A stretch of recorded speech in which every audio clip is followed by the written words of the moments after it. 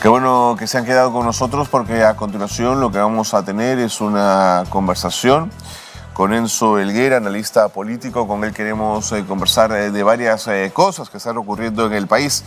Enzo nos acompaña a través del Zoom. Yo quiero agradecerle muchísimo que se haya tomado algunos minutos para acompañarnos esta mañana. Enzo, ¿cómo te va? Bienvenido, gracias por estar con nosotros. Enzo, ¿me escuchas? Enzo Helguera, buenos días, ¿cómo te va? ¿Qué tal, Carlos? Un gusto saludarte. En realidad, pues la coyuntura política nos da para hablar siempre de temas de interés nacional que vienen ocurriendo casi a diario, por supuesto. Siempre tenemos...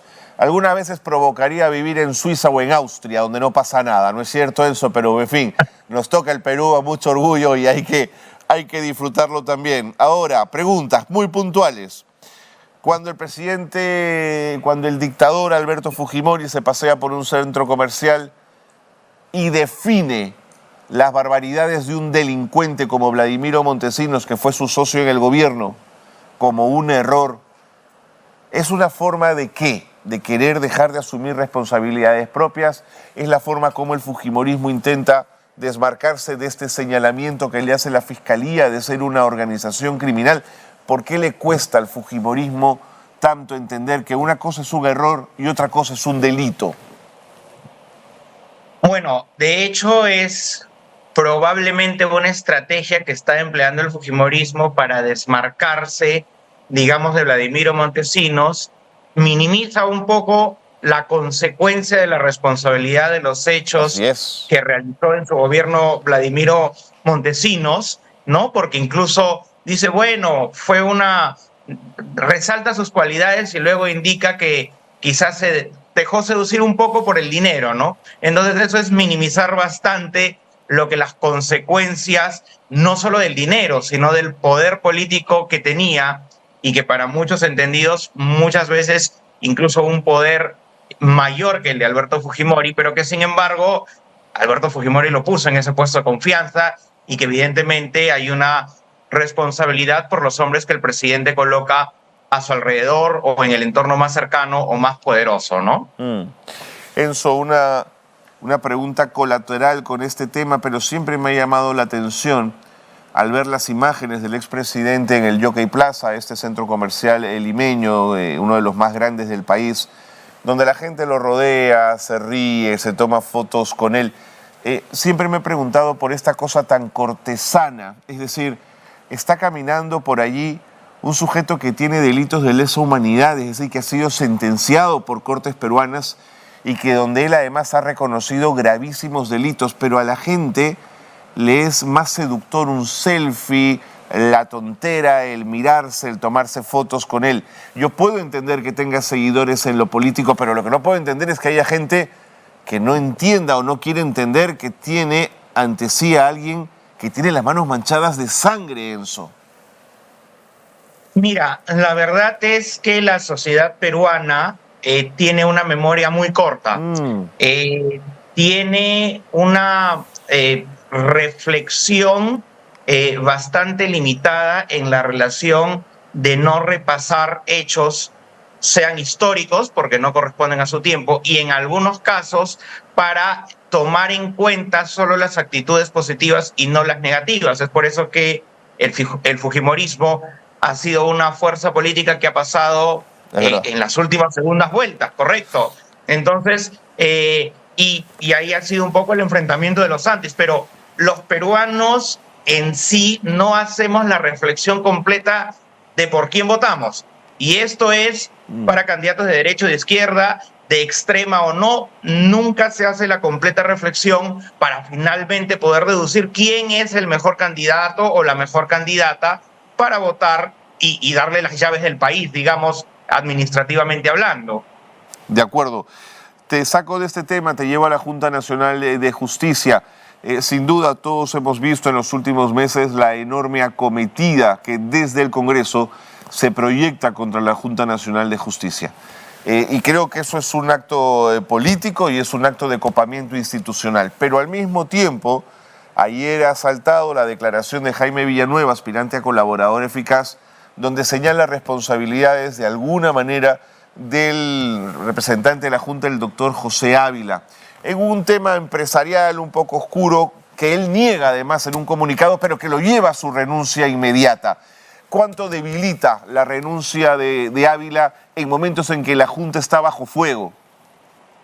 Bueno, definitivamente esa actitud la debilita bastante porque es como que la consecuencia pública de algo de que a pesar que estás manifestando en el que no tienes consecuencias o responsabilidades, el haber renunciado es definitivamente un debilitamiento a toda la organización porque los opositores políticos, digamos, a la Junta van a poder argumentar de que tenían razón y en virtud de ello está renunciando. Ahora, probablemente desde dentro de la Junta se pueda ver como que, digamos, la persona con un cuestionamiento más real posible da un paso al costado, ¿correcto?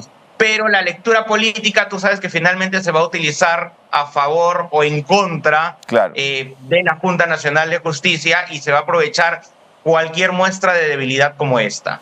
Pero Enzo, en el comunicado de Ávila, él niega taxativamente los hechos que Villanueva de alguna manera señala y denuncia.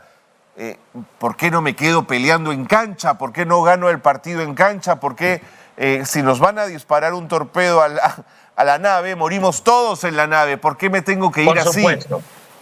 Bueno, mira, la otra lectura es ver que a veces algunos abandonan el barco antes de tiempo o quizás, especulando políticamente hablando que esto no sería jalado de los cabellos, puede haber algún tipo de negociación política para mostrar debilidad ante la Junta con su renuncia y a cambio liberarse, digamos, de cuestionamientos políticos del Parlamento en el futuro, ¿no? O sea, no sería la primera vez que hay este tipo de negociaciones políticas y que trascienden los poderes del Estado. Buen punto, lo sabremos con el tiempo. Entonces, ¿percibes como yo que la suerte de la Junta está echada?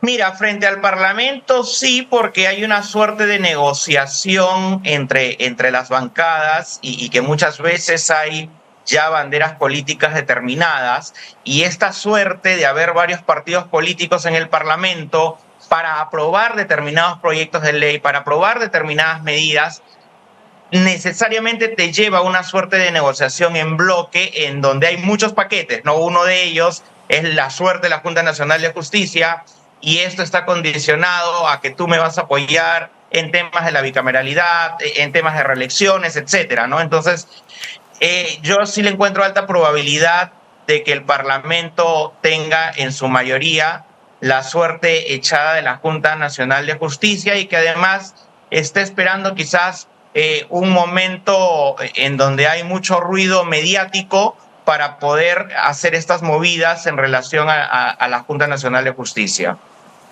De acuerdo, Enzo. Ahora, te llevo a otros terrenos que también me preocupan. En la semana en que Dina Boluarte se arroga para sí el título de mamá del Perú, es presentada en conferencia de prensa la Asociación de Familiares de las Víctimas del Gobierno de Boluarte y Otárola del 22 y el 23 y los 50 muertos producidos en las manifestaciones. Bueno, los muertos no se producen, los asesinatos ocurridos a manos de las fuerzas del orden, Policía Nacional y las Fuerzas Armadas. ¿Cómo se condicen estas cosas? ¿Qué tipo de mamá es esta?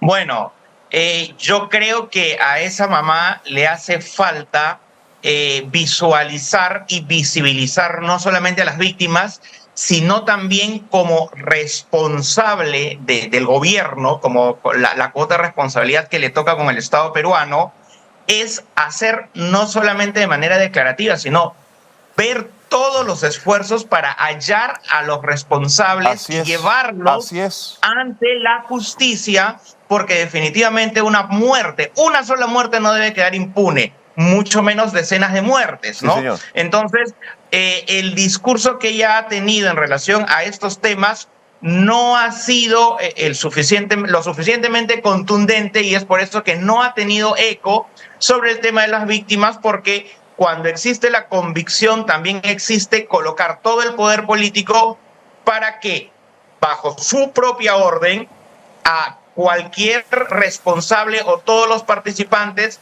declaren ante la justicia, y no solamente eso, sino que asuman responsabilidad propia y que el Estado condene, y que esto además tenga la promesa de quien sería la mamá del Perú, de que esto nunca más debe volver a ocurrir en un Estado democrático. Así es, en un Estado de Derecho esto nunca más tiene que volver a ocurrir. Una última pregunta, Enzo, el tiempo me gana. Todo hace indicar que nos vamos hacia el 2026 con 25 partidos más 12 en proceso, 37 partidos en una primera vuelta. ¿Cómo se hace y se vive en democracia con 37 partidos en primera vuelta? Lo que pasa es que cuando derribamos las PASO, ¿no?, las elecciones primarias abiertas, ¿no?, le dimos puerta a que aparentemente la norma de militantes, que antes estaba en alrededor del 0.1%, se habría subido ahora a un 3%, y aparentemente hoy este requisito es más grande, pero todo lo contrario, porque ahora solamente son firmas. Así es. No hay mayor filtro. Así es. Y tiene logísticamente o económicamente para cualquier candidato todas las posibilidades de que casi cualquier ciudadano pueda inscribir un partido político y tener esta suerte de jugar la tinca o la lotería, a ver si le toca casualmente las presidenciales y sin importar qué o quién, porque justo el peruano no hace este proceso de reflexión de quién es la persona más preparada para la presidencia, que puedan ganar por cualquier otra razón, menos por atributos personales. Clarísimo. O de partidos políticos. Enzo, siempre es un gusto conversar contigo. Gracias por ayudarnos a entender la realidad política desde tu mirada. Gracias por ello. Y siempre las puertas de Nativa abiertas para seguir conversando. Muchísimas gracias. Gracias, siempre es un gusto.